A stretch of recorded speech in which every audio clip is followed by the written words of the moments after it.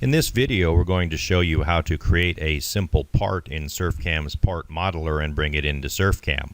We've got a 6x3 block with fillets in the corner and a center pocket with a radius at the bottom, and on the back side we've shelled the back with a 100 thousandths wall thickness.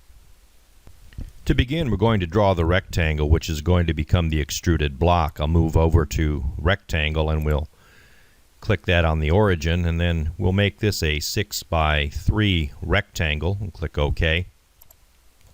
Then we'll change this to an isometric view by right-clicking on the screen, going down to Views, and just changing to isometric, and then we'll fit this.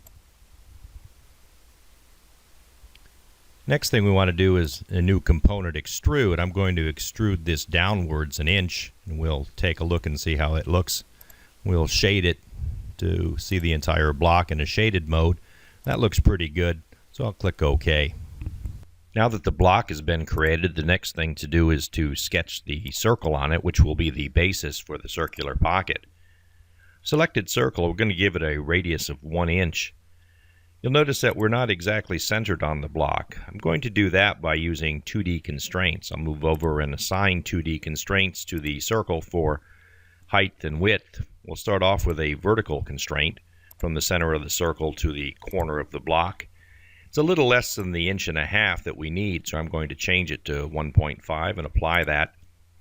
Then we'll assign a horizontal constraint from the center of the circle to the corner of the block. I'll have to make that 3 inches, so I'll do that now. Then apply that, and the circle should be centered on the block.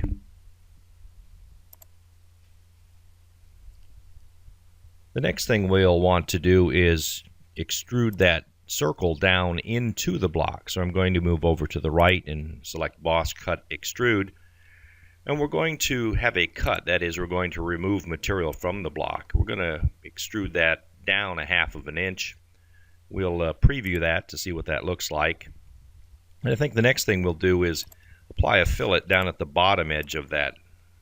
And we'll change that from 1/2 inch to 1/8 inch. Preview once again, and then we'll click on OK.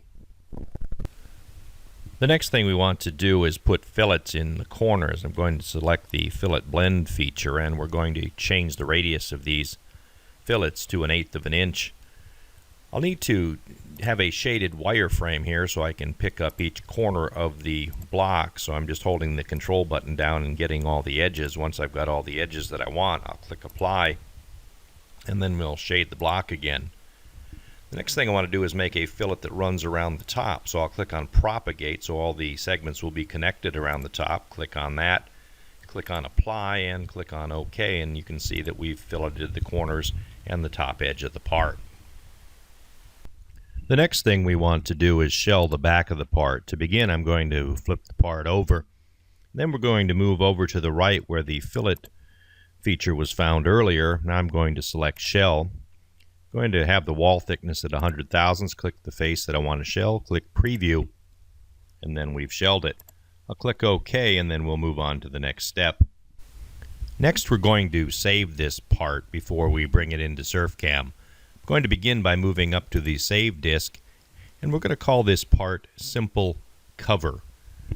Once I've named it, I'm going to click Save, then shut down Part Modeler and open SurfCam. It's very easy to open up a Part Modeler file in SurfCam. We click on the Open folder and move down to Files of Type, where we find the Part Modeler extension. We click on Simple Cover, click Open, and there's our part.